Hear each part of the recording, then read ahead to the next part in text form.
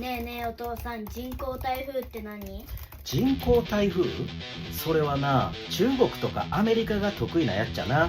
ほんでこれのことの始まりはベトナム戦争であって、その時はな、確かポパイ作戦とか言うてアメリカが有利になるようにベトナムに1ヶ月以上雨を降らせ続けたんやな。ちなみにこれらの技術は研究しても OK やけど、軍事的に使うことだけは禁止されとる。軍事的やなかったら OK なんみたいな、そんな話でもあるわな。